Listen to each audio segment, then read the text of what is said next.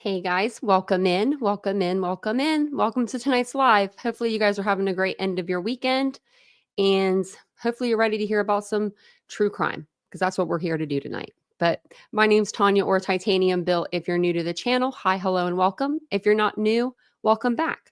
Thanks for joining me for another live. I appreciate it. I saw we had some people in here just hanging out, and I was like, well, let's get this party started. But I was a little late, so sorry about that. I'm usually on time. I have one dog in here tonight. She's already making little noises back there. Anytime I hear a noise out of one of these dogs, I just look at them. I mean, it's not even a bad noise. She was like licking her lips, like licking her little lips. So, hey, Mary Beth. Hey, Princess. Hey, Dawn. How you doing today, Dawn? Hey, Mandy. Hey, True Crime Lullabies. Oh, and I got my cup today, but I'm going to wait to use it tomorrow because I'm going to come on and have you guys, I'm going to have you show me how to use it. But I'm super excited. I was so excited. You just saw me today opening it. I was like a kid at Christmas. And the color's so pretty. It's really pretty cup. I hope everyone is warm too. That's what I was going to check before I came on. I was going to see like where is everybody that's in here? Are we all getting the cold front coming in? Hey, SSD. It's going to be cold. It's going to be cold.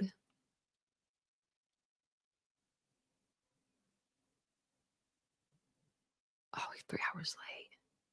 That sucks. Hey, Lisa. Hey, Wandering Sub.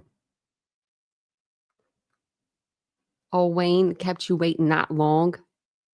I'd have been like, I would have been up on the stage at that point. I would have been singing all the songs actually in the crowd. Hey, Niners girl. Hey, Lenora.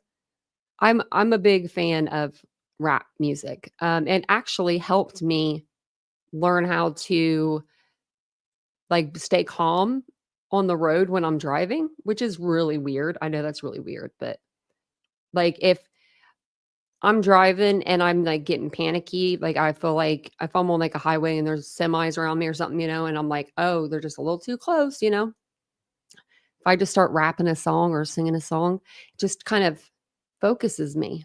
So, hey, DM. Hey, lunch lady. Hey, Tim. It's good to see everybody. It's good to see you guys. Hey, Jeff. Hey, Warfare. 7 minutes so far. That 7 minutes and we're done. Oh, knitting. Did you know you can, I want to make one of those blankets you make with your hands. Like you keep just weaving it in and it gets to be like super chunky and thick, like big. I just want to try it. Hey, Ashley. I'll probably give up on it like 2 minutes in and have Vincent take over the wheel, Hey, PKC. If I missed someone, I'm sorry. And welcome on in, everybody. Okay. So tonight we're going to go over, we've been going back to like the beginning of Idaho, and I know I missed some things and we'll go back and we'll touch on some stuff, whatever I did miss. And whenever we go over that full timeline, because there's a big timeline that's out that we can go over. I've never actually covered that full timeline on the channel before. And I'm not sure why. I just never have. So maybe we'll do that. But before we get started, if you guys don't mind taking a second, hit the like button, hit the subscribe button, all those things. Let me know how cold it is where you are. I'm going to check and see how cold it is where I'm at, because it's going to be freezing and I don't do good on the cold. It's 12 degrees here. Feels like -5, it says. So that's good for us with dogs. That's just the worst part, just taking the dogs out. They hate to be out there in the cold, and they won't wear shoes. I mean, I don't even think they have a pair that's big enough. Wondering Sub, I actually had a friend, her and her husband, they moved to Alaska from Ohio. Like, and I know 2 people. So I know 2 families, but the one family, they left because they were on the run. And that would have been, the rodent murders whenever the massacre happened in Pike County. But my other 2 friends, they started dating when they were like 13 years old or 12, and they're still together 6 kids later. I don't know how they do it. They are so in love. And they decided like his like life was in Alaska. Like he wanted to live there so bad. Do you know what I mean? Like he had went there for like work and he just loved it and he kept telling her about it and telling her, and she decided to go out on a whim with him and was like, okay, let's move. Let's move to Alaska. Woohoo. Not me. Not me. 14 degrees there. What is that? Low 20s. Too cold. Hey, Reba.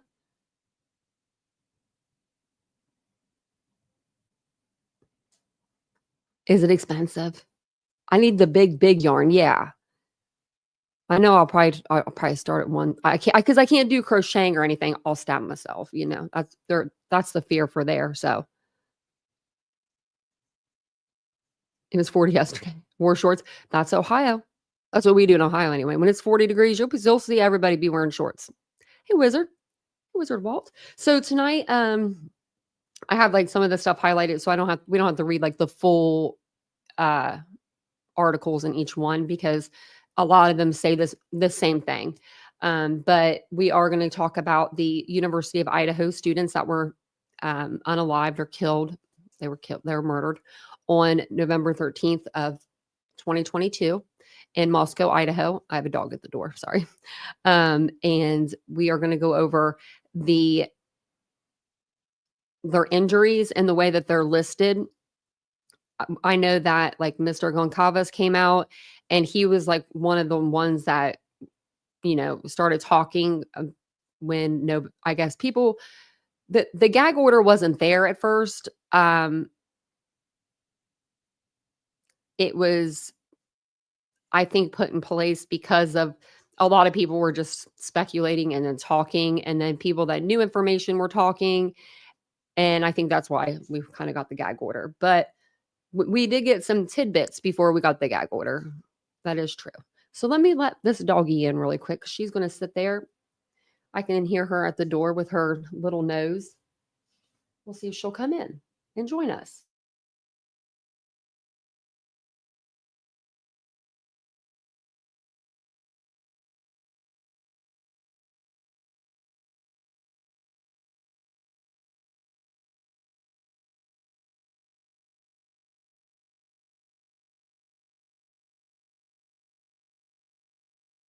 Okay, she joined us.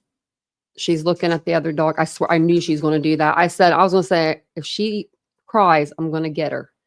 She does it every time. That's her thing. She's the little sister, but she's the big dog. So we'll just go through the list of tabs that I have here. They're not in any particular order, but I believe they start with Kaylee. So it'll go, yeah. Make sure I have them all up. Okay. And we've even gotten even more information. So if I don't tell you all the information right like away, there's probably another article right, you know, beside it. So, and if I do forget something, let me know. So the father of slain University of Idaho student Kaylee Goncalves told Fox News Digital that the victims had big open gouges that were clearly the work of a sadistic male and called police cowards for not sharing more with the public. He was saying all kinds of stuff. He said when he asked the coroner, and Kathy Mabbitt was giving out information as well, but he asked the coroner how many times the victims were stabbed. And she said, "Sir, I don't think stabs is the right word. It was like tears. Like this was a strong weapon, not like a stab." So I don't know. I mean, not to be, you know, giving you a visual, but it sounds like to me that he was almost like going downward. Like, I'm sorry, like not just, you know, like going in to the victims, if that makes sense, without being overly, you know, wordy. She said these were big open gouges. She said it was quick. These weren't something you were going to be able to call 911. They were not going to slowly bleed out, he said. So for anybody thinks, oh, Dylan Mortensen could have saved everybody's life if she would have just called the police. No. I mean, one of the victims' fathers right here is saying, like, from what he got from the coroner, none of them would have survived. And I'm sure that they had seen their loved ones. Now, I don't know if I could do that. I don't know if I could see my loved one like that. I think that's all I wanted to read. Yep. So that's all I wanted to read there. So it just says on this one that they were,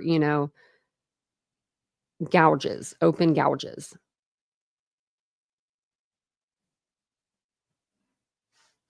Let me see. Okay. So then this is with Kaylee too. So then her parents came out and did another interview later on. This was a newer interview they did just this past year, I believe. Actually January. Wait, no. This ain't January 2024. No, January 2024. Yeah. Maybe this was 1 year ago. Yeah, could have been. So it says here that Kayla Goncalves, one of the 4 victims in the University of Idaho student murders, was found upright, slumped against the wall, her parents recently revealed. So I'm actually, let me see if I can get us where we need to be. Okay. So like right where this little circle is where it says stand here, that's where she would have been located. Like against the corner of that wall. And then Maddie would have been beside her. And then the knife sheath would have been like over in, this area. I don't know if you can, I think you can see the little hand moving around. Because it was to the right side of Maddie.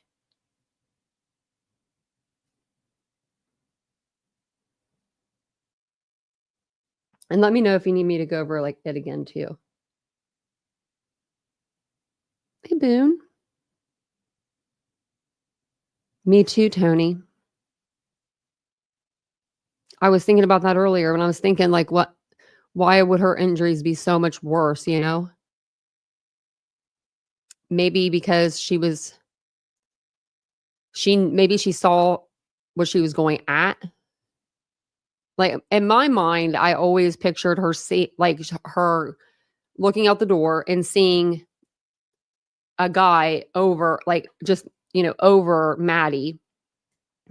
And in Kaylee's mind, her thinking that's not her boyfriend, and so she goes running into the room. And then when she's in there, that's when she realized kind of what's going on. By that time, she kind of too late. I still think she would have ran into that room either way. She was a good friend, So it's really sad. And when we heard that was like something that we hadn't heard. And that was after the gag order. The 21-year-old was brutally stabbed to death in an off-campus home in Moscow, Idaho on November 13th, or 13th November 2022, alongside Madison Mogan, Xana Kernodle, and Ethan Chapin.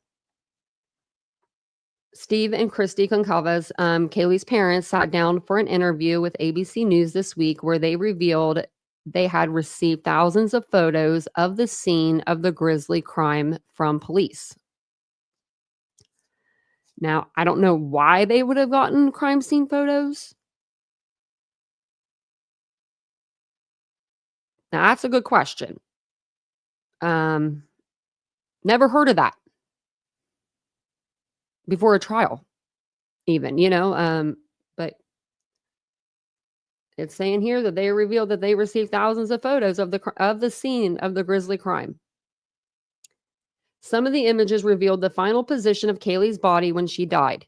Now, no parent should have that picture in their hand.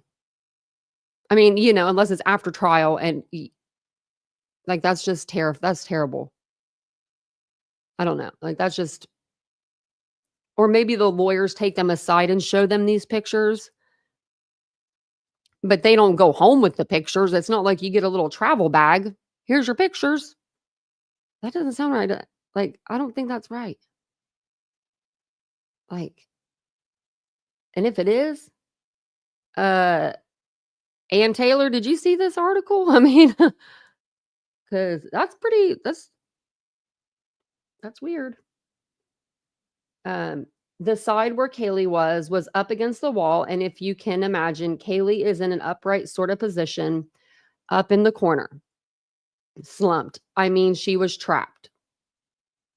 The bed was the entire room. You could barely open up the door without swiping the foot of the bed, and it was wall. The headboard was up against the wall.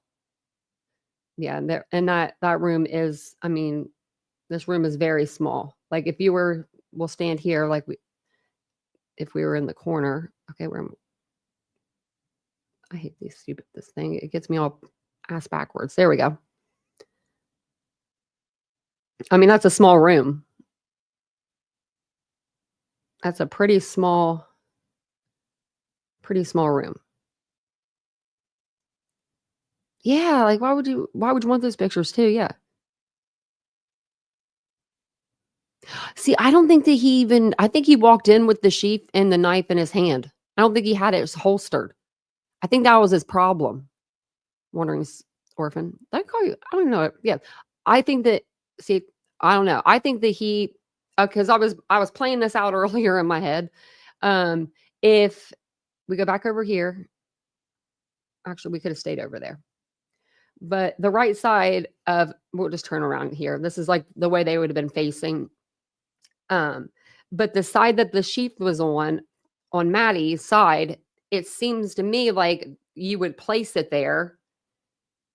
That's where you would like place it if you were taking the knife out. I just don't think it was strapped to the person, although it should have been. I mean, it's a K-bar. You would think it would have been. And I didn't know that K-bar, they make all kinds of stuff. I didn't know. I was like looking it up earlier. I've seen like K-bar knives. We went and we looked at those, but they make like all kinds of stuff. Just like different tools. So then here's like a snippet of that interview that they had done. I think I have the full interview under my videos, pre-recorded videos. I know I do.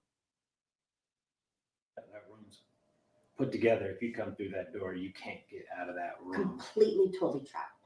Yeah, you're in a bed. Tiny room. The bed was the entire room. You could barely open up the door without swiping the foot of the bed. And it was wall. You know, the headboard was up against the wall. The side where Kaylee was on was up against the wall. And if you can imagine Kaylee in an upright sort of position, up in the corner, slumped. I mean, she was trapped. Can you imagine hearing that as a parent? I couldn't imagine that. And then them just being like, here's some pictures, take these home with you. Huh? That's so weird. Okay. So moving right along. So that would have been the ones, I think, for Maddie and for Kaylee. There's not a lot of information about, the placement of them exactly. We just got that. That was like our first time hearing, back in 2024, January, that Kaylee was in the corner, and she was like slumped over. I think I don't know what everyone else assumed. I just assumed that she was just slumped in the bed somewhere. So then this is February 15th. This came out 2023. So it says here, that the best friend of one of the murdered University of Idaho students found his pal stabbed to death in bed, then called 911 rather than one of the surviving two roommates in the house, according to a report. Now, I don't know where this report is. We never heard that from a report. We heard that from YouTube. So I don't know. But it does say that, and we heard that it was Hunter that came in and that they couldn't get the door open. And he ended up forcing the door open a little bit. And that's when he saw what happened in there. Now, in my opinion, they said that so they said that he went in there and he checked their pulse. But in my opinion, if they're open gouges, I don't think that would have been necessary. per se for him to do that. So I don't know we don't know which part of the story, really is the right story. But it does say that he was found. So it says dead in bed along with his girlfriend. See, that's not right because we know that she was found on the floor. So Chapin and Kernodle, both 20, and it says were killed on November 13th in a knife attack along with friends Madison Mogan and Kaylee Goncalves. And it says, it has been previously reported that the phone of Dylan Mortensen, 21, who survived the attack alongside Bethany Funk, was used to call the police almost 8 hours after the slayings happened in the early hours. News Nation withheld the name of Chapin's best friend, but said they were the one who used Mortensen's phone to make the call. So that would have been Hunter. We all know his name, I think, by now. I think this is the same.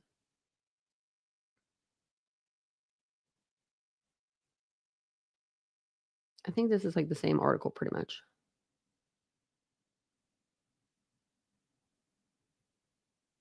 Yeah. And it says a judge barred attorneys for the families of victims in the homicide from speaking about the case to the media. That's when everyone was like, they were all like, shut up, everybody. And everyone had to shut up. So Ethan, we did hear that he was in front, like behind the door. And that's why they couldn't, get in. Now, could that have been like Xana on the floor and Ethan could have been in the bed? Maybe, yeah. I mean, a dead body is going to weigh a lot. I mean, so in my opinion, I don't know. I just feel like Xana was found on the floor, like the officer said. So he says that the Idaho victim, Xana Kernodle, fought back against alleged killer Brian Kohlberger. And slain University of Idaho student Xana Kernodle fought back against alleged killer Brian Kohlberger, suffering noticeable defensive wounds on her hands, a report says. Okay, I don't know what these report is. Is that what it means? Is that their sources?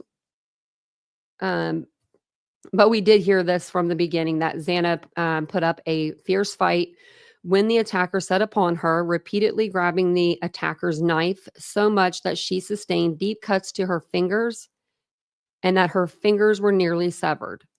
Sources close to the investigation told News Nation Thursday. The sources said Kernodle was the last of the 4 students to be killed. I don't know how they know that's possible. At an off-campus home in Moscow on November 13th. Childhood best friends Kaylee and Maddie were who were sleeping in the same bed were killed first, the insider said. The noise may have alerted Kernodle and her boyfriend Ethan, who were on the second floor, to the intruder. It appears Ethan had stepped partly into the hallway where the second floor attack may have begun. Okay, well, that can make sense. Chapin suffered a slash to the neck and was killed in the doorway of Xana Kernodle's room, the sources said. Okay. And I'll show you that. Let's go down to the room that they were in.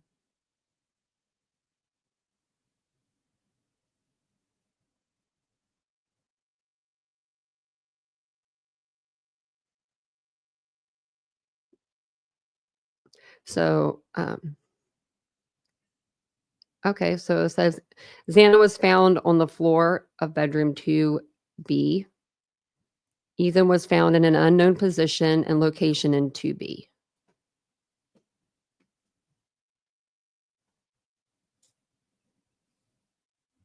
You would have to be like directly behind the door to block it, you would think. Because like if you can get it open just a little bit, there's room to like come in this way. I don't know what this is going to, this is going to show us a picture of the room. Yeah, very small room.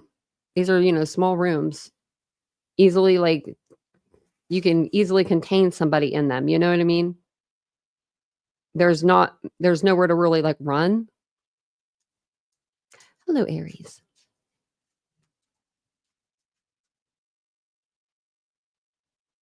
Yeah, some of these sources aren't very accurate. We're reading. Good thing we know the case. But it does say that that's when Kohlberger allegedly set his sights on Kernodle, who fought to the bitter end. New details match statements father Jeffrey Kernodle made shortly after the slings. Bruises torn by the knife. She's a tough kid. Whatever she wanted to do, she could do it, he said in November. And I can believe that Xana fought back. Maybe she was taking her food to the kitchen at the worst time possible. Maybe if she maybe like that room's like kind of just tucked away, in the hallway there, like at the end of the hall. I mean, if you go through the front door, let's say he went through the front door, there's a bedroom down there he could have hit up. There's a bedroom on the second floor, I mean, but it's like he went out of his way almost to get to that bedroom over there. So I don't know. I remember in the beginning of this case, I thought that Xana, I thought she might have been the target, her and Ethan, but I remember that was like, that didn't last long. So, hey, Otto.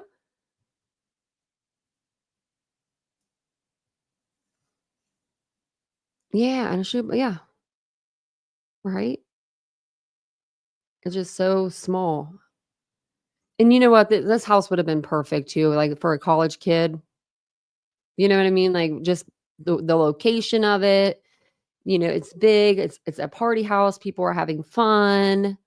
I still feel like though, if you wanted to get away from the party, you could probably go into a room downstairs and get away from the noise. Just seems like it would have been a fun place. Okay, so I wanted to show you this video. It's actually like a documentary kind of. So it's pretty long. It was on News Nation. I believe we watched this way back in, let's see, December 5th of 2022. We probably watched it the night it came out. But that's when it says it came out. So they're going to talk about the wounds in this podcast or this video. That's why I wanted to play this one for you guys. And they're going to go over just, it's just an in-depth look at the whole investigation up until, the, I don't know if I was watching this, but I only watched until like, yeah, it was like 30 minutes in. So I don't think that they had caught Brian at this point. I think that, no, they haven't because it's December 5th. Okay, never mind. Sorry, guys. My brain fogged out on me.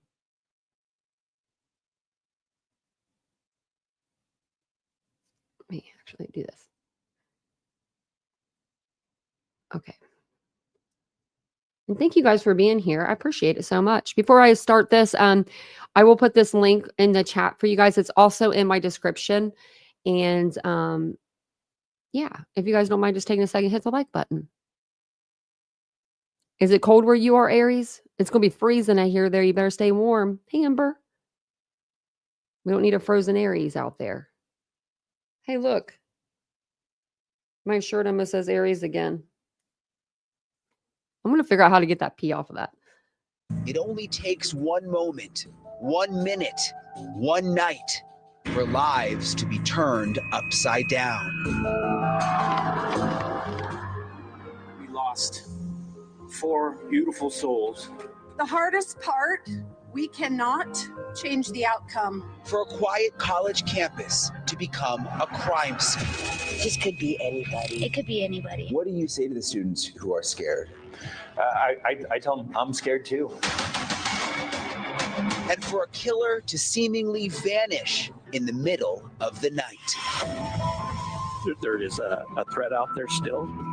It's all hands on deck for investigators, racing to retrace steps, comb through evidence, and stop this case from going cold. They could break open any time. Because it only takes one clue, one slip up, one tip. Somebody somewhere has information about this case. To end the nightmare. We owe this to these young kids.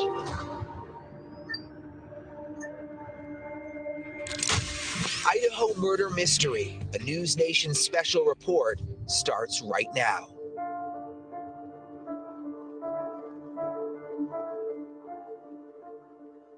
Good evening, I'm Brian Enton, live in Moscow, Idaho, for this News Nation special report.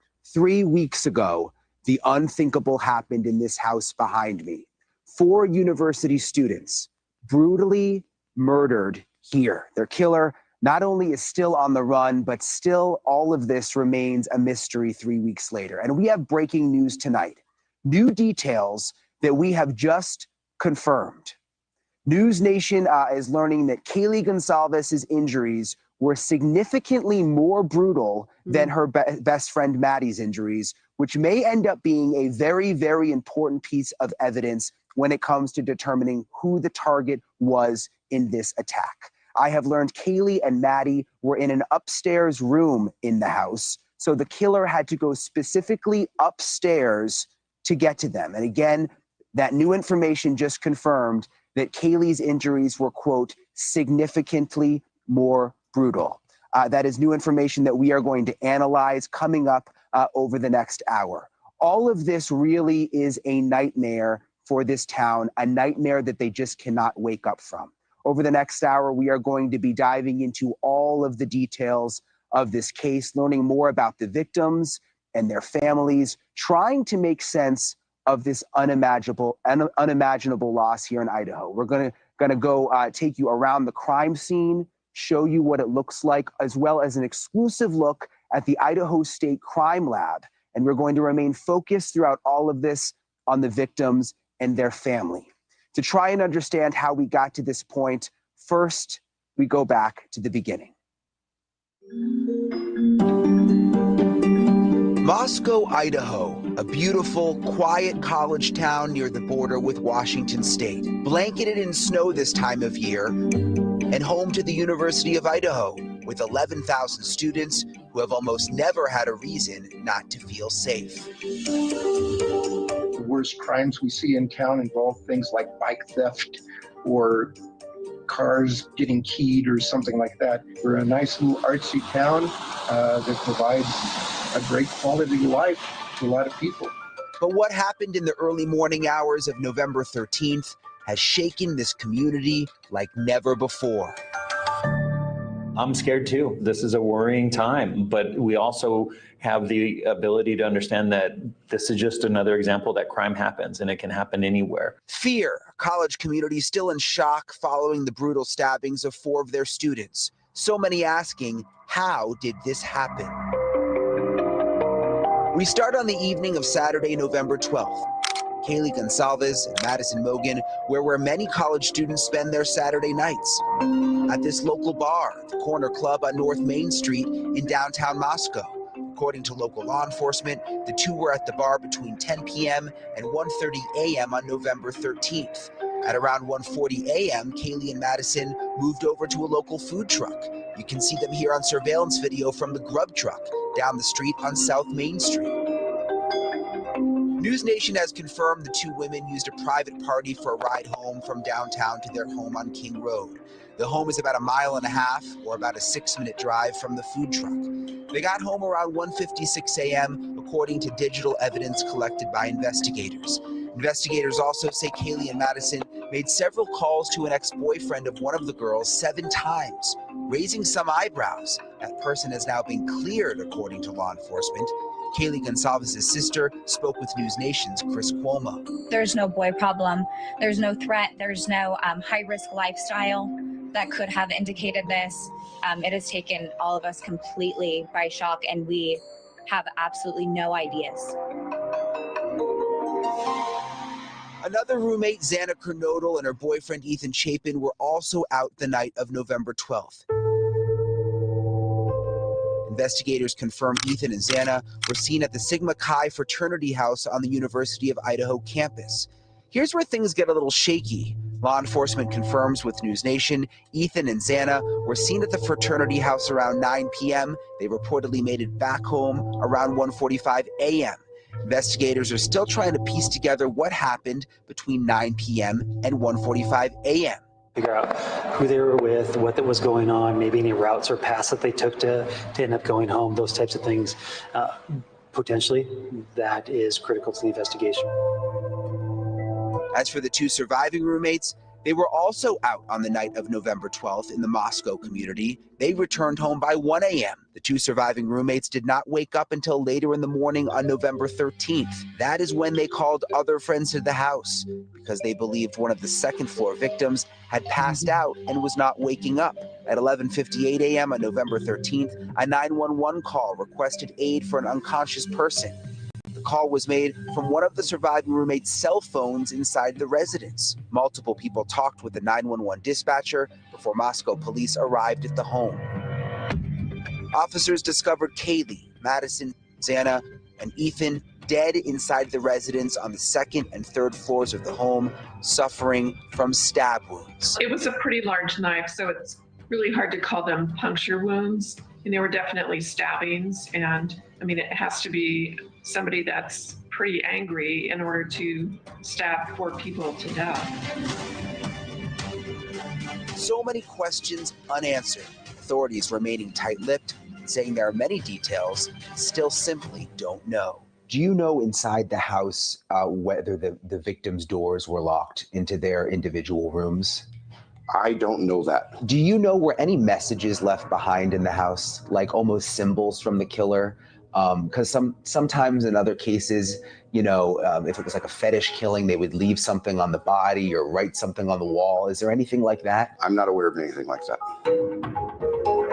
While authorities remain tight-lipped, we are learning other details from the families of the victims. At the vigil on campus Wednesday night, Kaylee's father gave insight into how close his daughter and Madison were discovered, saying the two were found together in the same bed. Earlier this week, there was confusion when law enforcement said there was a miscommunication between police and the county prosecutor about whether this was a targeted attack or not. My understanding is the investigators believe that whoever's responsible was specifically looking at this particular residence. That's all that they can offer at this point. The latest from police is they do think the murders were targeted, but police say they have not concluded if the target was the house or one of the occupants. Investigators have also confirmed a 6th person on the lease. Everybody can use my channel to grift. I was going to say the same thing. I think that Jeff does have a channel, but Jeff, you've put more time in, like, your time and your thought and your brain into your channel to where you should have made way more money than you probably ever have on the app. Was not in the home at the time of the murders. We're an orphan. And the roommates and friends who lived in this house behind me were so many things to so many people. Jokesters, a fashionista, some prolific photographers. They were really just typical college kids preparing to take on the world. Guys, can anybody drive me to class? Their friendships so deep. Did anybody do their chores today? I'm just gonna do it. The roommates could rock spot-on impressions of one another. It's 8. Gotta go. Jake's calling. Oh, Jake's calling. 2 of the young women grew up together. Madison Mogan, Maddie from Coeur d'Alene, and best friend Kaylee Gonzalez from nearby Rathdrum, Idaho. Roommate Xana Kernodle went to high school close by in Post Falls, and her boyfriend Ethan Chapin from out of state, Mount Vernon, Washington, all coming together at the University of Idaho, the tiny college town of Moscow. Community is reacting with grief, concern. These were 4 very popular people on campus.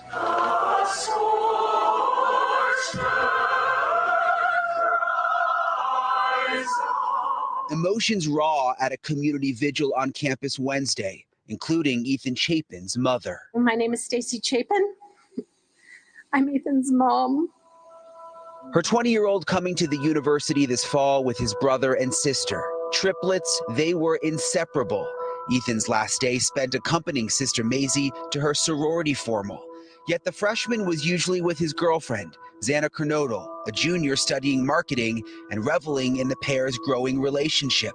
a proud post of Mouse and Chef, a playful version of Ratatouille. And I want people to take this personally because she was everyone's daughter. Kaylee Gonzalez's sister talking to News Nation's Chris Cuomo about her younger sister. Kaylee was finishing her senior year strong, with her best friend, Maddie Mogan, always at her side. So then they went to high school together. Then they started looking at colleges. They came here together. From tweens to Lake City High, teachers say the two girls never parted. Roommates at the University of Idaho, Maddie did join a different sorority. The live music lover showed off her marketing skills, running the social media account at the Mad Greek restaurant where she worked. And in the end, they died together in the same room, in the same bed. I think all the people working on trying to figure this out, and it really means a lot. Artsy and funky Moscow, Idaho, the perfect backdrop for the college journey. Hey guys, I know I talk about myself a lot, but like, what would you guys do in my situation? The home on King Road, which once hosted Forever Friends, now bears visible scars of the unthinkable. 4 young lives taken, who, as shown on Xana's high school graduation cap, had their sights set on giving the world so much more. Make sure that you spend as much time as possible with those people because time is precious and it's something you can't get back. It's just so heartbreaking what these families are going through. I had the chance to sit down with the Gonzalez family in Kaylee's home. Their loss, it is so heavy, and they have been vocal about their relentless search for justice and frustrations with the investigation. Here's part 1 of our conversation. You know, she was hurt so bad that she was not able to recover. Just think about it now, like looking back on it and knowing now that we, like, you know what I mean? Like the way she was found is just sad that they knew all this stuff. And that is just terrible. Oh, it's okay. It's terrible. I cannot fathom in my head what kind of person did this. It's capable. And why. I can't sleep at night. I lay in bed pondering just millions of different scenarios. And just, I want to know, but then there's stuff obviously you don't want to know, you know, but You just cry. I think I want to know it all. And you're okay. I just don't understand why, how somebody can take somebody, four of them. It wasn't just my girl, just so savagely. Is anyone acting differently since the murders? I mean, is there anyone that you have a weird feeling about that the girls knew or that comes to mind? Yeah, I would say not in the immediate circle by any means, but a few of the names that have been circulating around, I think it's hard not to kind of, you know, dig into this. And I don't know how much of that is just because we have so little information from law enforcement and how much of it really is, you know, a sister or a father's intuition. Can you elaborate at all? I don't know. You don't have to give a name, but I mean, is it someone that she knew or? I have something to say about that. I just feel like there's been a couple individuals that were cleared very fast. That may not, maybe he shouldn't have been. And yeah. She had the strong alibi. Just really fast. If you can dismiss. An hour later, and we're like, what? And I don't know. I don't know anything about those individuals. I just know they were people that, you know, definitely should have been looked at. And yeah. I don't know what would prevent you from sharing somebody's alibi. Yeah, I think that's what we're struggling with. So it's like, you know, we know what we know. We've, you know, fought for. What did he just say? Now that we know about Kohlberger and his little alibi. I think that's what he said. I don't know what would prevent you from sharing somebody's alibi. Yeah. Huh. Oh, Steve. Yeah, I think that's what we're struggling with. So it's like, you know, we know what we know. We've, you know, fought for Jack, Kaylee's boyfriend, and, you know, we still stand that way. So I did just kind of want to clear that up while we're talking through this ambiguity that, you know, that's not what we're honing in on here. We don't want to make more victims out of innocent people. Exactly. We definitely don't want to do that. No. You've mentioned before that you didn't want to have a funeral right now because the killer's still out there. Is that something that you're still thinking about? Are you nervous at all? I mean, because in Moscow, we talked to students. People are really nervous there. They should be. Yeah. This targeted to me, it seems behavior based. That's why I don't like it, and it kind of pits the parents against each other. So I don't like that. I just told some of the other parents today that if your daughter has no ill will for me, man. To me, if you go have a couple beers or go out and hang out with your friends and then come home and go to bed, if that's your target, then I think we all do that. I think we all come home and go to our beds. I never thought about that before. Like, I mean, I heard him say, but I didn't think about it before. Where what if it was like Kaylee was the target? Would the other families look at her family differently because she was the targeted person and they just happened to be collateral damage? I mean, that could pin people against each other. That there could be some feelings that even if you don't mean to, Yeah. So it's kind of a bad word then. In my opinion, I don't think it was Kaylee that was the target either. It really makes sense in some ways. Exactly. Even the prosecutor told me that. Yeah. He said, I think it was kind of a weird word to choose. Yeah. I mean, if it makes sense if there was some bad behavior that they did, let's say, I don't know, they came from a strip club or something, and then somebody followed them home. That's a targeted thing. That's what comes. I've had innocent people that were interviewed that were their neighbors, and they said, I'd be a lot more scared if it wasn't targeted. Yeah. Because I'm not doing anything to target me. And I'm like, well, if targeting's just going to bed with your friends. So maybe that was just a way to calm people down? I feel like it was strategic. Yeah. It was a strategic way to keep people from hitting the door, transferring out, and turning that place into a ghost town. So, You never think you're going to lose your little sister. Yeah. Ever. You never think you're going to have to bury your daughter. Absolutely unbelievable. It's nothing. Oh my gosh. The pain that I feel. Yeah. Losing Kaylee. And I don't know. It's several things. It's her age. It's how it happened. So life. Why it happened. Who did this to her? Just graduated. Who did this to her and her friends? The fact that she was with her best friend. I mean, since they were little girls. That's so sad. That family tonight is so heartbroken. I've been in touch with them. It's literally unimaginable to think about what they are going through, but they are so determined to find this killer, and they say they are going to keep the pressure on the police until that happens. I mean, like, she was supposed to be gone. Like that's sad. Okay, coming up, we're going to talk more about that breaking news that we learned about just tonight about the condition of the bodies. We are live tonight from Moscow, Idaho. Up next, Xana's mom breaks her silence for the first time.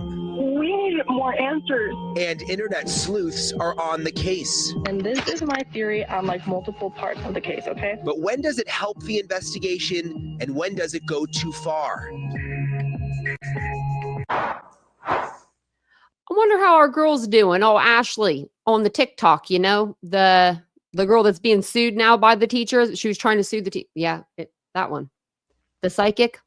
I'm Brian Enton, live in Moscow, Idaho tonight. The murder mystery has reignited the murder here. The online sleuthing community who gained notoriety during the search for Gabby Petito in 2021. We are talking about the armchair detectives, people who sift through social media looking for any possible clue. And in the vacuum of information from Moscow police, their voices are louder than ever. Here's News the Nation's Ashley Banfield. What we know is that 6 missed calls were made from Kaylee to Jack's phone, her ex-boyfriend. From the start, amateur investigators shared their theories on the Moscow, Idaho quadruple murders. The case has gripped the nation. People are craving as much information as possible, trying to put the pieces together themselves. I'm going to talk about these slings in Moscow, Idaho. I'm wondering if it was a friend, not one of the roommates. This is just as pretty much everybody talking about this case, pure speculation. partly fueled by a lack of information from the police. Everybody has an opinion and they want to come out and say it. And so what that does is that detracts from the public's ability to trust the information that's out there. Police have always had to work around rumors. They sift through leads, discarding the hoaxes and the hearsay to try to get to the credible tips. But the sheer volume of tips in this case could take a toll on police resources. But they could also crack the case. Nearly 500 digital media tips have come in to an FBI page dedicated to the case. The Moscow police are on rumor control, both on their website and during their news conferences. Often, the rumors get started on social media. Okay, I have no qualifications to be speaking on the Idaho murders other than the fact that I just have been keeping up with them. And this is my theory on multiple parts of the case, okay? Social media sites seizing the moment, setting algorithms to gain traction on the Idaho case. TikTok posts with the hashtag Idaho Murders have more than 90 million views.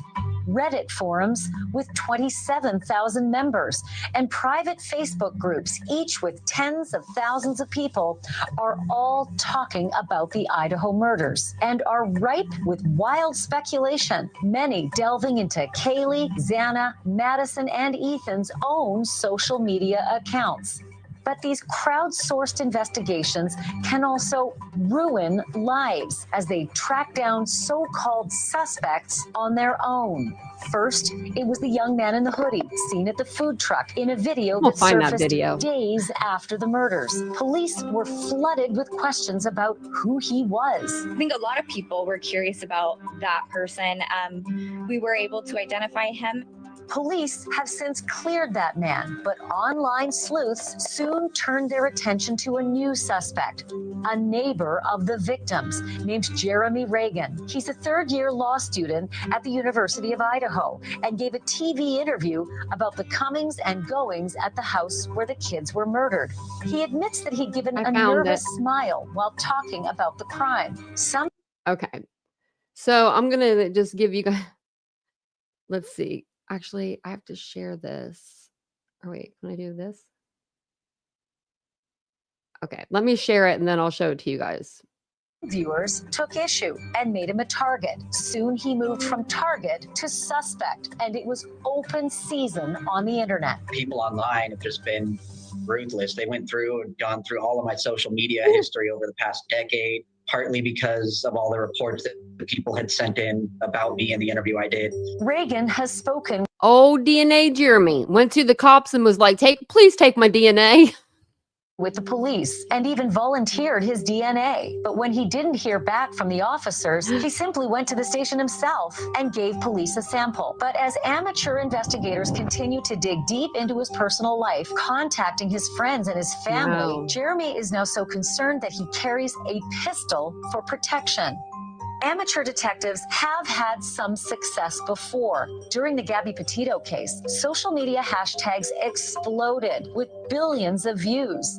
It was social media users that put many of the pieces together and gave police strong clues as to where to look.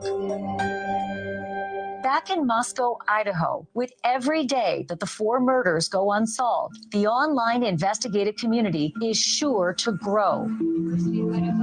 Each wanting to be the cyber sleuth that unlocks the mystery and solves the crime. But at what cost to the professional investigators and to the public?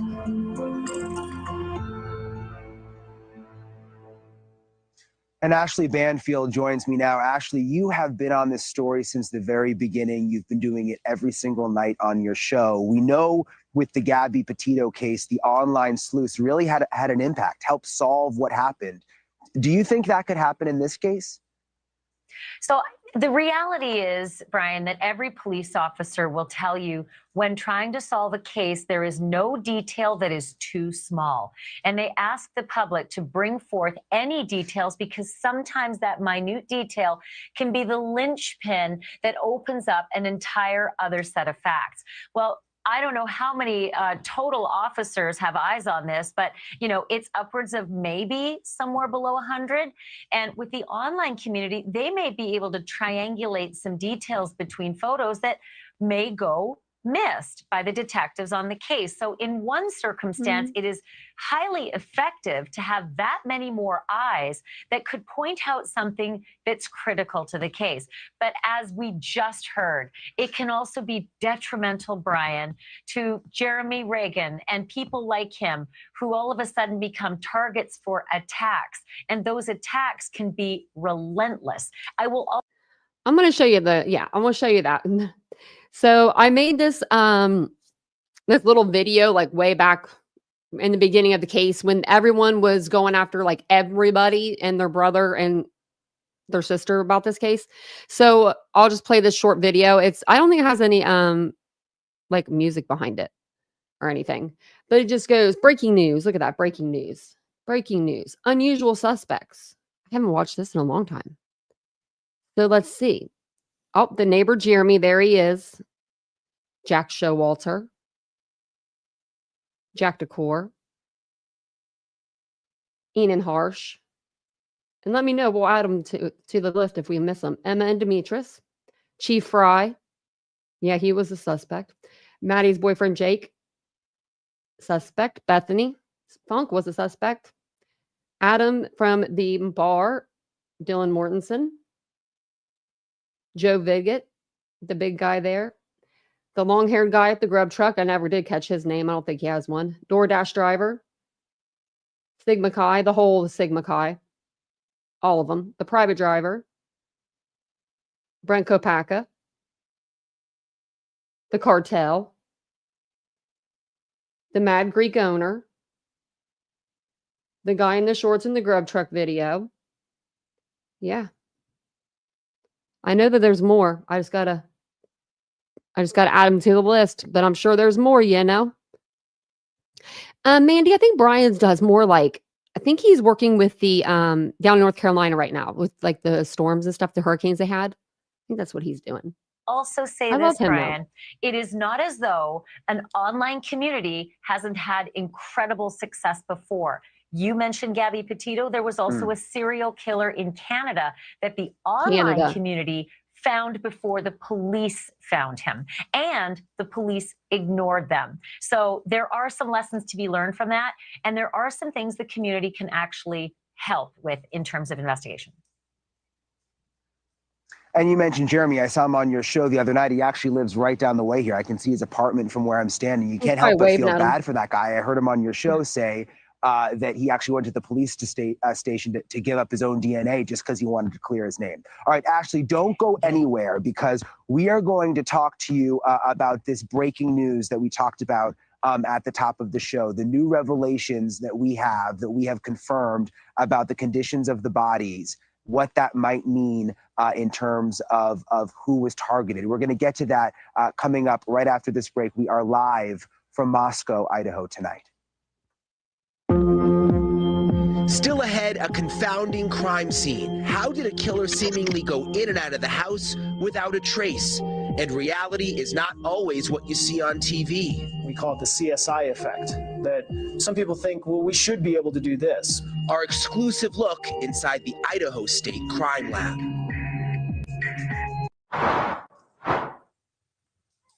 I'm Brian Enton, live in Moscow, Idaho tonight, where we continue to look into the murders that happened in the house behind me. 4 innocent college students now 3 weeks ago. Still no significant developments, still no named suspect, still no named persons of interest. I want to bring back in Ashley Banfield. And Ashley, I've been looking forward to this because I want to talk to you about this new information that we confirmed just before the special today. The new information is that Kaylee Gonzalez's injuries were significantly more brutal. That is what I can say. Significantly more brutal than her best friend Maddie's injuries.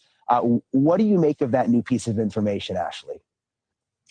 Well, it's astounding, for one, because this is the first time, Brian, that you've been able to get the kind of information that helps us to perhaps try to figure out why this happened. Not saying this is definitive, but it certainly is one additional clue as to whether perhaps Kaylee might have been the target. But you got more information that makes it almost more complicated, and that is, where the girls were found. So walk us through what you discovered today, because many of us didn't know which room when Kaylee's father said they were found in the same room and in the same bed.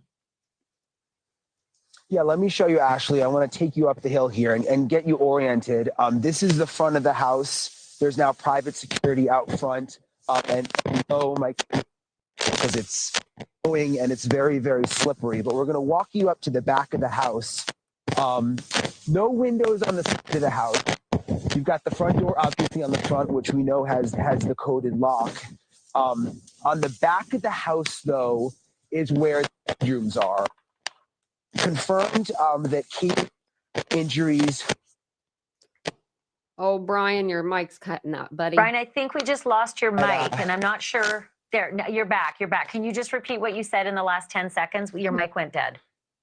Yeah, I'm sorry. I was explaining that we confirmed that Kaylee's injuries were more significantly brutal than Maddie's. We've also confirmed that they were on the third floor. I'm going to have Mo show you.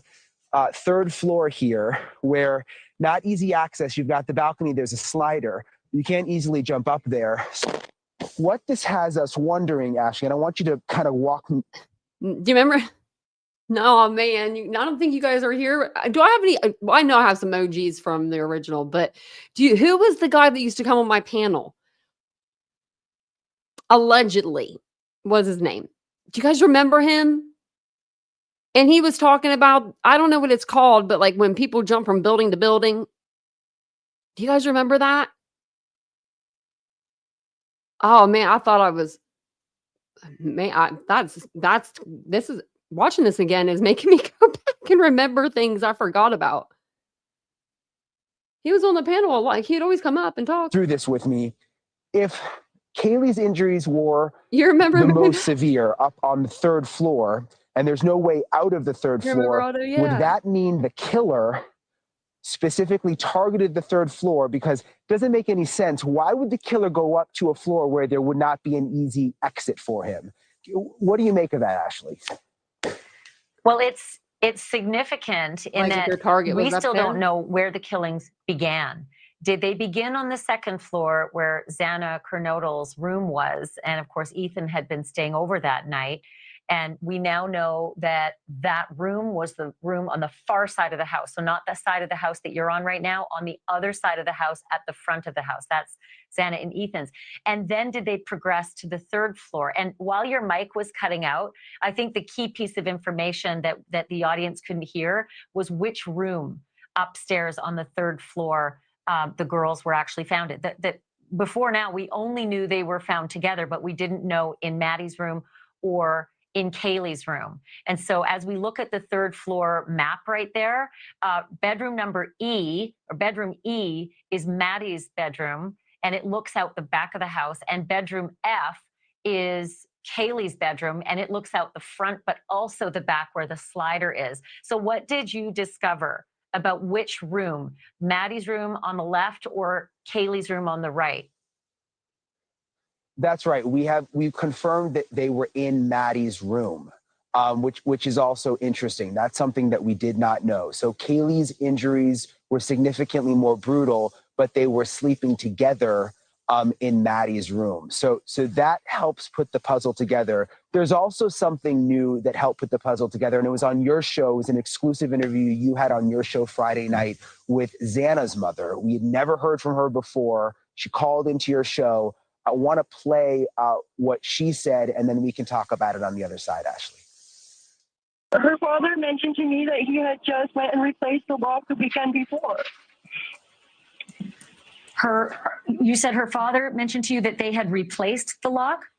Yes, that he had, or he had fixed it or something. But yeah, he said that he had fixed it the week before, just to make sure. The week before. Yeah.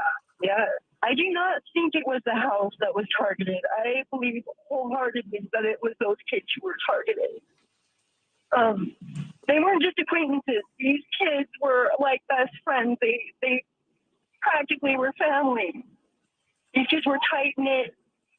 They were good friends.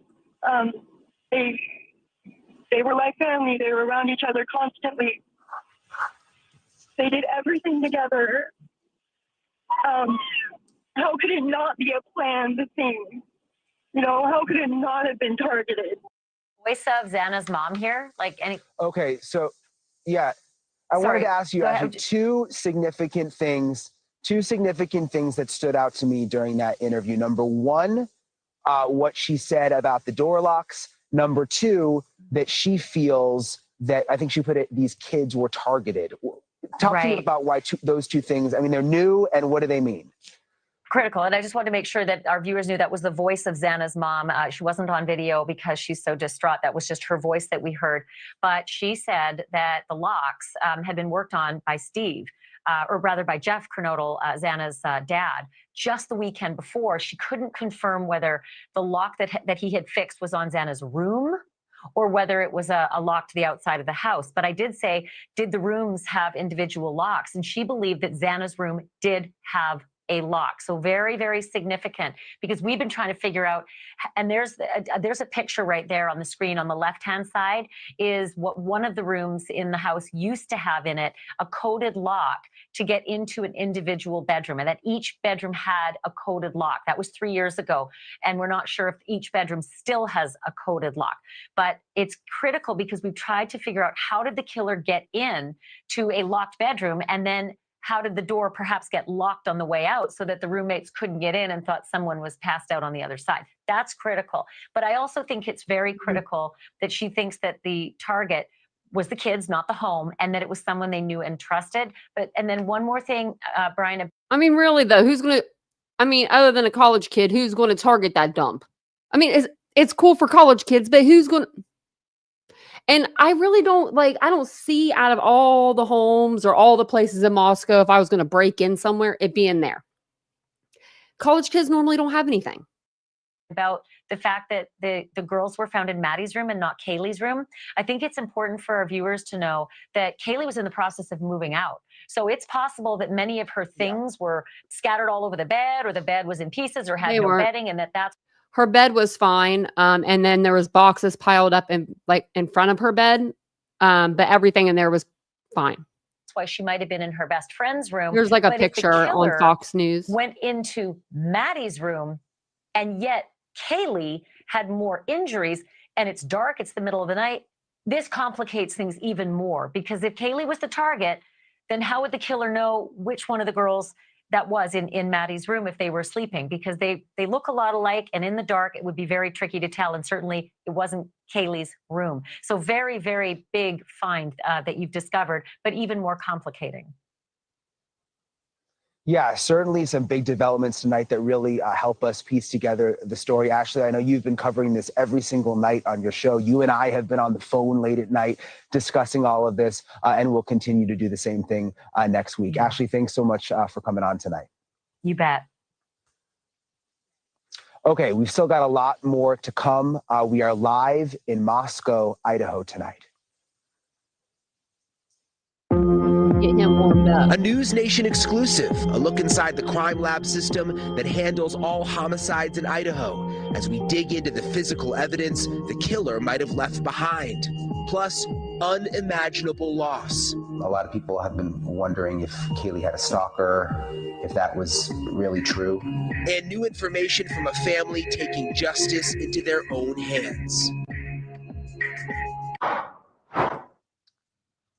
We have been outside this crime scene for a week now, and there are a lot I don't of mean to laugh at him, but they could have got him a better jacket. I remember him in this blue jacket thinking he looks like he's freezing to death out there. questions about the evidence inside and what actually happens to it. And just last night, we were standing in this spot. We're pretty much here all the time for the most part. We saw detectives walking out with brown bags in their hands, but we still don't know exactly what was inside. It was an interesting development, though. There were some very, very large bags, and it seemed like they went in to gather some kind of evidence and then came out about an hour later. Idaho State Police Forensic Services, they're pouring over what has been taken from this scene. They've been in the home multiple times. News Nation got an exclusive look at the state crime lab. Alex Capriello joins me live now. Alex, there's so much frustration among the community. So many people are wanting answers quickly because, you see the TV shows. They think that they can get these results fast, but it seems like it really does take quite a bit of time. Right, it does. That's exactly what we learned from the Idaho State Crime Lab. The fact of the matter is that this is an incredibly complex crime scene. And obviously, with the killer still on the loose, every bit of evidence is crucial to try to crack this case open. The knife, the incredible amount of blood, and the complexity of a bustling home with plenty of visitors. The forensics team is on a case like few others. It's so very complex. We're not talking about a person that just randomly walks up on the street and stabs somebody and walks away. We're talking about 4 individuals here. Forensics professor and Body Bags podcast host Joseph Scott Morgan also taking note of how the murderer slipped into the home on Moscow's Kings Road. No broken windows, no broken doors.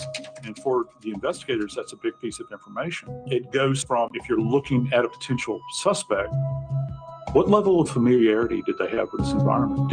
Did they feel comfortable in it? Did they know their way around? Would they say, you know what? Maybe I don't want to go in the bottom. Keep in mind, the 2 people that live downstairs, they didn't die.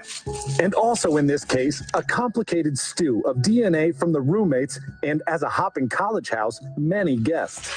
It'll spin, it'll inject the blank, it'll spin back. News Nation getting an exclusive look inside the Idaho State Crime Lab outside Boise. So this is the DNA casework lab. Ready for the complexity of this case and others. The lab demonstrating for News Nation how elimination fingerprinting works for cases with a crowded home or in a car with passengers. You can see that's a really nice print that you left on the glass. But Idaho's Director of Forensic Services reminds the public, speedy and slick TV evidence processing is not the real deal. We call it the CSI effect. Some people think, well, we should be able to do this, but the technology doesn't exist for that yet.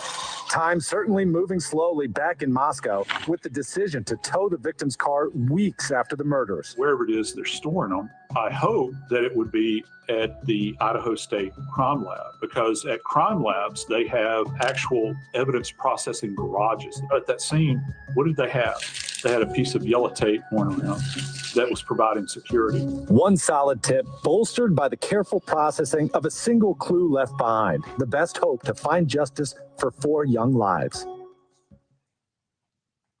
Just fascinating to see inside that crime lab, the work that they do behind the scenes. Explain to us why this in particular is such a complicated scene. Right. Well, I kind of briefly mentioned it in the story, but when you think about it, I mean, just look at it. It's a rather large house, first and foremost.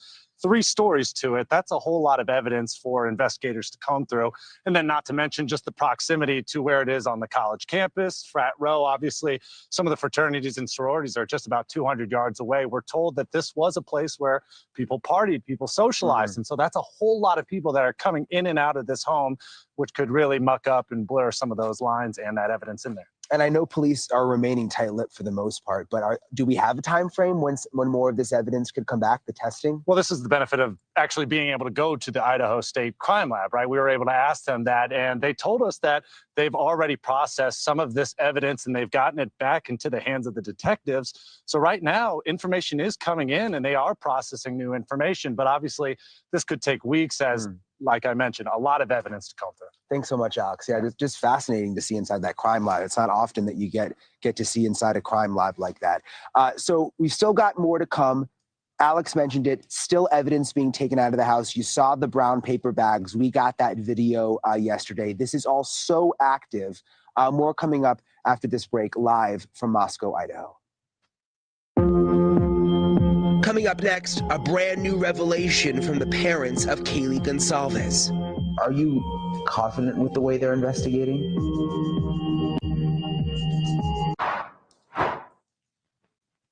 Welcome back. There has been so much information floating around for the past several weeks about this case. Some of it is true. Some of it has obviously been rumors. And a lot of the talk has been focused on whether Kaylee Gonsalves may have actually had a stalker. I asked her family to clear that up. Can you talk a little more about, a lot of people have been wondering if Kaylee had a stalker, if that was really true? I said this, she's a pretty girl. Her friends are really pretty. So them attracting attention was pretty common wherever they went. So I think she attracted attention. Whether that's a dedicated person following her around, maybe not. I do believe that the officers looked in it, and I believe what they said, that there was no evidence there. Are you confident with the way they're investigating? I think it's hard to say this way or that. They're obviously holding it very tight to chest, which could either be a really, really great sign or really, really bad sign. And I think depending on not even the day, the hour, especially my dad and I, we go back and forth between they got this and kind of falling apart a little bit and, you know, really looking at specific events that have been strange or maybe should have been looked into more in our eyes. And it really is just so heartbreaking what that family has been going through. I thank them so much for trusting me and allowing me to come into their home and talk with them. It's so easy to get caught up in the investigation, all the new nuggets that come out with things. But behind the scenes, this is really about the victims and it is about their families. The pain that is even worse because the killer is still on the run tonight. If you are watching this and you have any information about what... Okay, I think that's the end of that. But yeah, I wanted to share that to you guys again. Man, to go back and rewatch these, like especially that, I was like, I didn't even know that they had said that at that time. So wow. Yeah, right. Otto, I don't believe so either. You'd have to get somebody that's on your level of like psychoness. I don't even know if that's a word. Psychoticness. They'd have to be as stealthy as you. They'd have to be like ready to go in there, like on your level, man, be on my level. Like you can't be like low energy and one high energy, you know, like things will get mixed up, things will get messed up. Plus, from all the accounts that we've heard from like his friends in Washington, he didn't have any. You know, the one guy that saw him on the trail, Brian, I guess, tried to go up to him and make friends, which I don't think it's weird. I don't think that's I really don't, in a way, think that's weird. He was new to the, you know, area, but he only met that guy one time and was like acting like they were best friends. So, you know, I don't know. I don't know. It's just, this case is just, it was a crazy case. It still is. And we're just now like we're in the year of the trial. Let's hope. Let's hope. Let's hope anyway. I think Judge Hippler, he's one of those he's not going to stand for much, you know. They do have some trial or some court dates coming up. They're not open to like the public for us to view, but they said that if they do decide to open up one of them for the public because the defense is wanting one of them to be open, that they'll let us know. So I'll just keep my eyes peeled, I guess.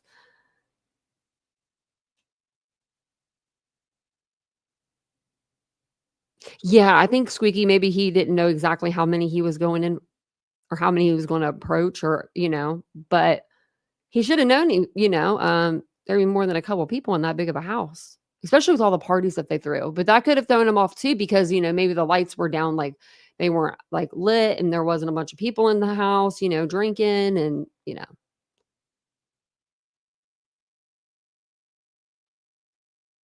Oh gosh. Yeah, Mom, don't talk about the Mountain Dew. I'm not supposed to be drinking it, but I have been a little bit, but don't tell nobody. I've been doing better on my sugar intake. I've been doing so much better. And I get to use my new water bottle tomorrow.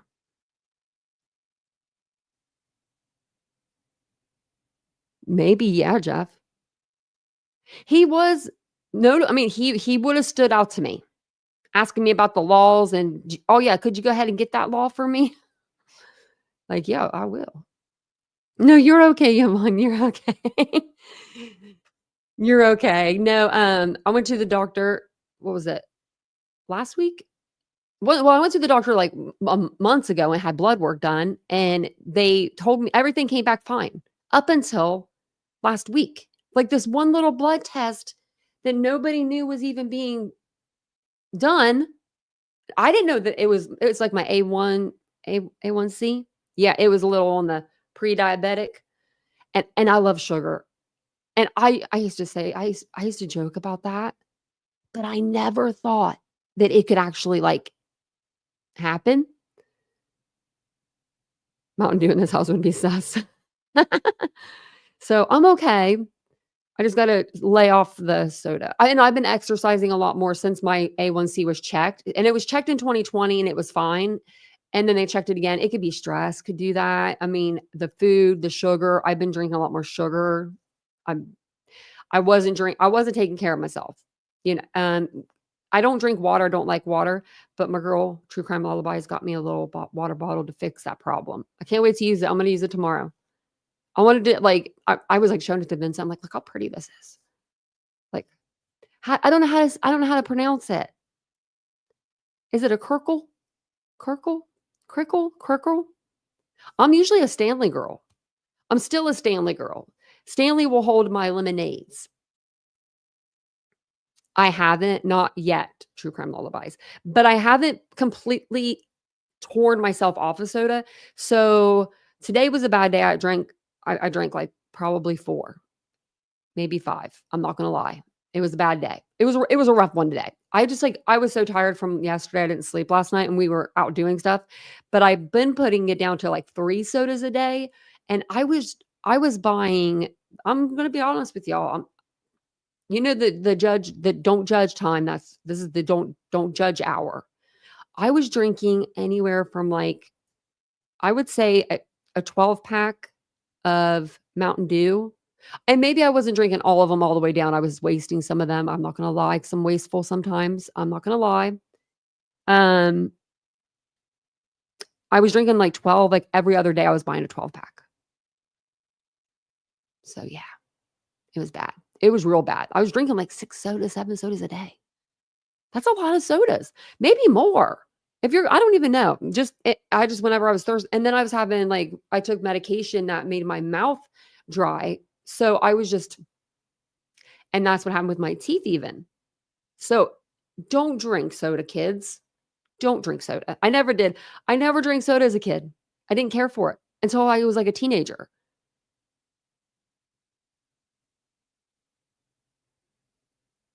But I definitely have a sugar problem with ginger ale. My mom loved ginger ale. Well, I'm excited to I've been drinking water too. So, which is good because I wasn't drinking any water. I wasn't there for like a while. I was like looking back when I was like, girl, you were too old to not be drinking all your water, all of it. And then some. I'm not old, but you're getting older. You need to drink your water more. And so I've been doing better about drinking the water. The more you drink the water. And it's so good when I'm exercising. Like when I'm exercising and I'm super thirsty, it's just for those times that I'm not like super thirsty. I'm not a big water fan, See, true crime, that's what I want to do. Just a little, I want to balance it out a little bit. You can't just suck it all away from me. Me and Mr. Vance got that going on for us. He likes the Diet Mountain Dew. I like the regular. Coca-Cola Classic. That's a good thing to do. Drink water before or after. SSD, you're 60? No way. I never thought that. I don't know why. I just always thought you were like younger than me. I really did. I thought you're younger than me. Look at that. And I'm 39. See, that's what it's called. Dial Kirkle 13. Okay. I was gonna probably I'm gonna be on my second channel, I think, tomorrow. Wow. That's what that's what I was thinking about doing, something like that. Yeah. Like if I start drinking water, then when I drink a soda, it kind of tastes bad, But then I get used to it again. Okay, thanks, Otto. Yeah, Vincent's been we went to the store and I was like, would I like that? Would I like that? Would I like that? And he's like, no. No. He knows he doesn't drink. He drinks 0 sugar. Wow. I wonder what it's like. The only sugar, he doesn't have sugar. It's 0. It's still 0 or 0 calories. But he drinks Monsters. That's what he does drink. I think there's zeros, like 0 sugar in those, or I don't know. But that's like the worst he does. But I did say, does alcohol have sugar in it? I said maybe I'll become an alcoholic. And I was just totally kidding when I said that. I was just totally, better knock on wood. It runs in my family. But I don't drink at all. Dr. Pepper, that sounds good actually. Yeah, I think I'm gonna cut back on my soda drinking. I've been doing really good. I've been doing so good. I exercised. I was gonna take the weekend off and I didn't. I'm like, your girl is ready to get back in shape a little bit. White Russians, yeah, you'll see me like just drinking like on the live. Maybe I should totally just play that up. Get some like grape Kool-Aid or something. Cause I have some wine glasses. That'd be cute. Alcohol's filled with sugar. That could be the funny part about it. If nobody knew, like if no one knew that I knew, you know what I mean? Like, and I'm just drinking it. Like, oh, you're staying up late tonight. Oh, not me. I'm gonna go to bed early. I've been I don't know what it is. I've been having night sweats again, like cold sweats, and I don't like it. I don't like it at all. And I don't know if you guys have ever woke up like in cold sweat, but you are freezing when you do. And I get so cold that like I can't like physically even say Vincent's name. And last night I got really lucky because I needed like another shirt or something. I was just like soaked. I couldn't move though because I was so cold. Like to get it myself, I'm just like laying in bed, just like. I mean, it was bad. It was really bad. And I heard him cough, and I was like, "He's in the living room. There he is." I was like, "Vincent." So he came and he saved me. He came and saved me.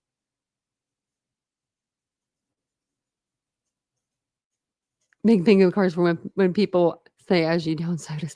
I should. I should make. We thought about making bingo cards on the channel. That's funny, Yvonne. I should. I bet you that people that'd be. Oh my gosh, everyone would be like, "Tanya's an alkie. Tanya don't drink." I don't know why. Actually, I do know why. That car accident. Yeah. I mean, that's really what like, I mean, I just like there's a road you can choose in life. You can either choose the party route or you can choose the not so party route. And I'm not a partier. Oh, and I do actually, I'll have to show you this tomorrow. I have a picture I'll show you on the other channel. It's the first picture I took when I had my first prosthetic. And I thought I looked like just really nice because it was like first time having, my eye. And I look back on that picture now and I'm like, dang girl, they did you up good. So I know I don't need to, I know. I need to push it back a little bit. Oh, Vincent's taking the dogs outside, I think. Yeah. Okay, then. Look at that. I was about to jump off here. Wonder if he's going on a walk or if he's just going over there to the side yard. We'll see who's on. We'll see if there's anybody on YouTube before I get off here. Oh my gosh, Nonsense is still live. She was live before I came on. Oh my gosh. A lot of y'all are still alive. Hey, Gray Hughes investigates. Why are you talking Idaho for? I'm totally kidding. Oh, I didn't mean to click on it. Why is he doing this? What are we watching? Okay, hold on. Why does he have a dancing avocado? Why does he have a dancing avocado? Someone asked me. Someone tell me that before I get off here. Before I get off here. Is it when he gets a super chat? Because someone gave him a super chat. And now he has like a dancing avocado on his screen. I need one. He's cute. I never watch his lives. I always watch his animations though. Jeff, I can see you being the cool guy though. Like in reality, you were the cool guy, Jeff. You were the one staying sober. You're the one probably making sure everyone got home. You were probably the one that if a girl was cold, you were the one to give her your coat, even though she was with what's his face and he should have been taking off his dang coat to give it to her. I digress. I know. I used to know some Jeffs back in my day. And you guys are good guys. You guys are good guys. Good guys. Just like Vincent. He's a good guy.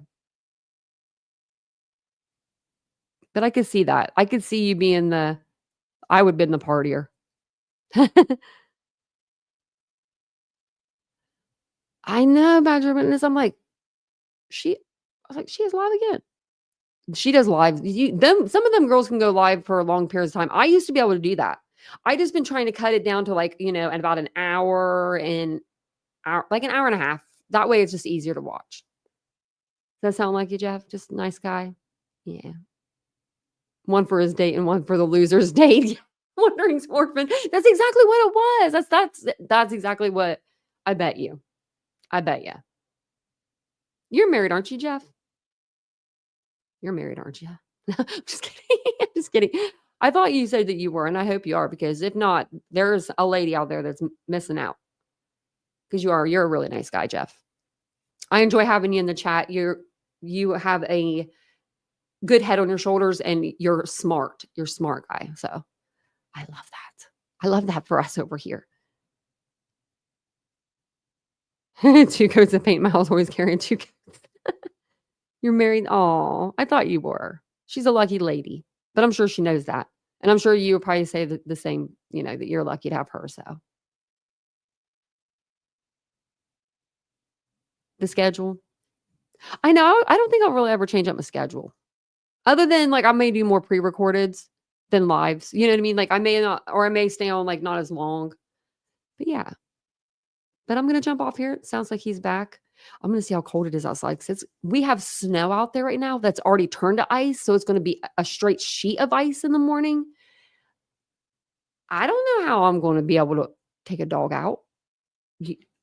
Like, I'm going to be sledding. I'm clipping all that you're saying, Tanya, and sending it to my mama. Jeff, you do it. Do it. That'd be funny. That'd be so funny. She raised you right. I told Vincent's mom that all the time. When she watches the channel, I'm like, you raised your boys right. I mean, I can't complain. And this would be the place to come to do it if I wanted to, But thank you guys so much for being here tonight. I do appreciate you. I'll be back on tomorrow. I think I'll be over on Unfiltered with Tanya during the day sometime. But I'll be back over here at 9:15 p.m. Eastern Standard Time. We'll cover some more Idaho, or we'll if there's something crazy going on, we'll cover whatever's going on. But there was something I think we're going to start with like going over Brian Koberger here soon. We're like almost at that time when he got arrested. So we'll be doing that shortly. So thank you guys for being here. I'll see you guys all tomorrow. Have a wonderful night and have a wonderful Monday morning tomorrow, because Monday mornings are the worst, So I hope tomorrow it's great. Bye, guys. And stay warm.